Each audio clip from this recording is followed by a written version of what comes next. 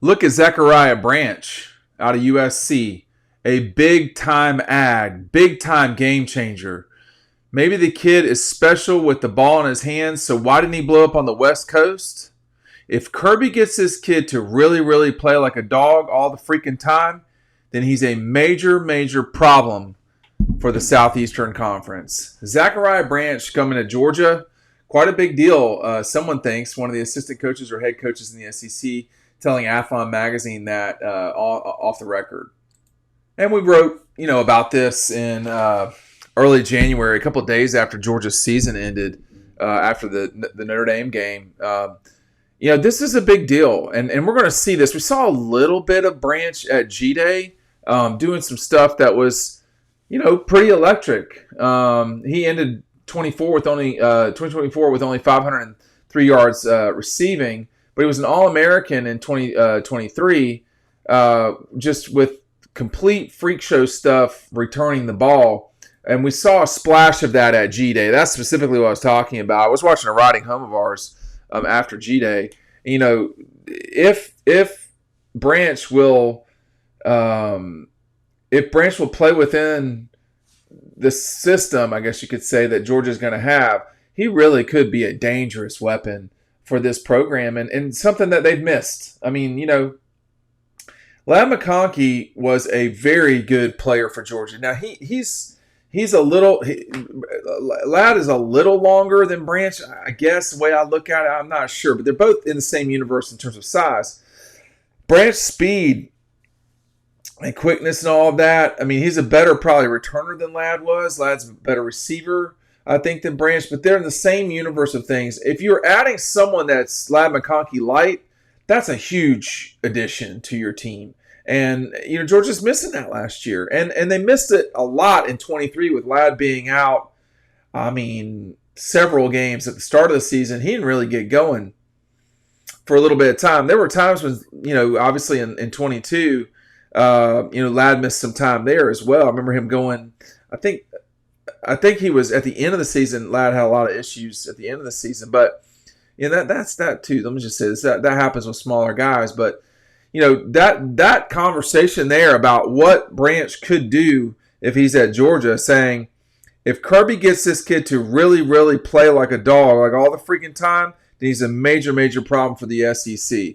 I would say that that's the case, but we talk about it in the preview, which is being mailed out starting on Tuesday to everybody, to people who ordered it. Okay, that's the thing about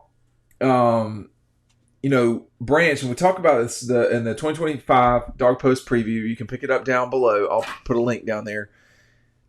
You're going to have games where your stars really play well. And that can't just be like expecting Carson Beck in 2024 to play exceptionally well every game. It just doesn't happen. I mean, think about how good a career Stetson Bennett had. Think about how good a season he had in 2022. He did not play well against Kentucky. There were reasons why. It was absolutely bitter cold. I had a hard time functioning in the cold on the field. So someone else needed to pick it up for Georgia. They did. That was a tough game. That's one example. When you think about, the way just Georgia, generally speaking, played against Missouri in 2022. When you think about, just having a year later against Missouri, just a real fight that day against the Tigers in in Athens, which sent Georgia to Atlanta. There's always going to be games where, you need your best players to show up. I mean, in this season, you've got Texas and Alabama coming to Athens. You're playing Tech and the Gators in a neutral field, and you're playing on the road at Tennessee and Auburn. You're also playing other games. They're going to play Ole Miss. So there's plenty of challenging situations that Georgia will be in this season. And you need guys like Branch to come on as much as they can. And this move was a big move right away. right away. This was a big move.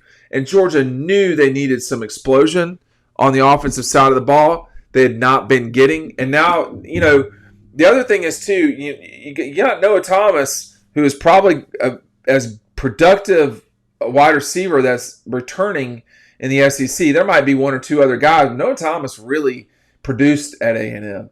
So you got the addition of that. You got the addition of Branch. You got the return of Kobe Young. There's three guys playing offense that you did not have when you were playing Notre Dame.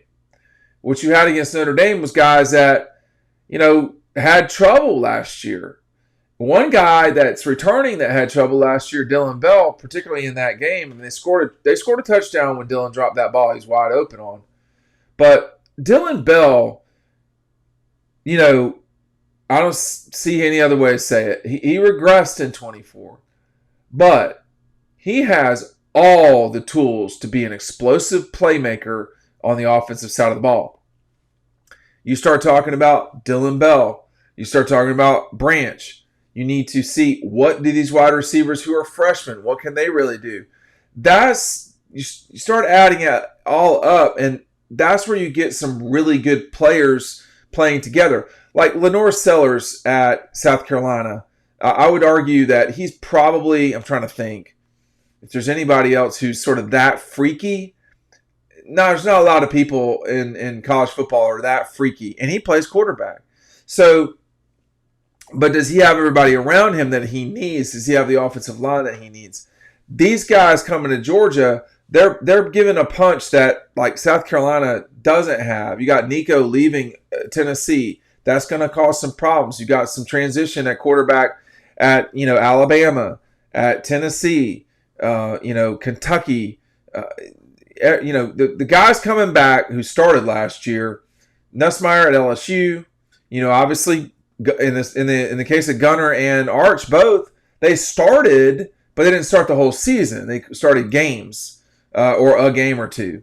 So we've got like pods of quarterbacks. And then, the quarterback at Vanderbilt, probably nobody talks about him enough, except himself, it seems. But that, he is a very good quarterback that's returning. He just plays at Vanderbilt and people are going to forget about him. So we'll just see how this progresses. But those, Branch coming into the SEC, there's not a lot of former All-Americans who transferred into the SEC this season. I couldn't give you a list. I don't know that, but there's probably not 10 of them. And for that to go to Georgia, I mean, they're delivering exactly what Georgia was missing this season in 2024. I think we're not quite further away from the season than we are. I mean, the midpoint we've passed, but we're not so far away from where, we're going to be playing games soon. Good. I mean, in 2 months, we'll be knocking on the door of Georgia Marshall. It will not be far away. It will be, 2 months and 11 days. You're going to be playing in Athens, teeing it up between the hedges. It doesn't matter who they play. I mean, if you are a college football fan, it's always fun. That beginning Labor Day weekend is just outstanding fun for me. I'll speak for myself.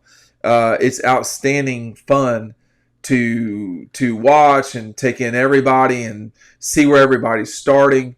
But this Georgia team, I think, is a little further along than folks realize. That's my take of it. I don't know. I don't know if people realize how much Georgia added this season. I think the focus has been specifically on Gunner Stockton. But when you look at the betting odds, like taking live bets right now, you've got Ohio State and Texas tied at the top spot at plus 100. Okay, so plus 500, on BetMGM. And Georgia's sitting there in third, at plus 650. So I think the betting markets understand it. I don't know if the talking class understands it. And that's a good question. And as we get closer, to the season, there will be more and more discussion of Gunner Stockton and all these things. And There's nothing wrong with that. But what Gunner was dealing with last year in terms of, and Carson, what they have been dealing with is not the same as what it looks like they're going to be dealing with coming in. You have to think, at this time a year ago, you were still talking about Colby Young and Ra both playing the entire season. That didn't happen. That did not happen. So you had those two guys gone. You had way too many injuries on the offensive line. You had way too many injuries at running back. And so there you had inconsistency at wide receiver. And then you had, I wouldn't say it was a patchwork offensive line. I would say it was a line that they had to get through the season with. And it wasn't always good. It just wasn't always good. It was not dominant. Will that be the case this season? It's a lot easier to play quarterback in the SEC when you have Zachariah Branches of the world on your roster and you have an offensive line that is functioning and powerful. That's what Gunner Stockton is going to need. We'll see if he gets it. Hey, thanks for watching.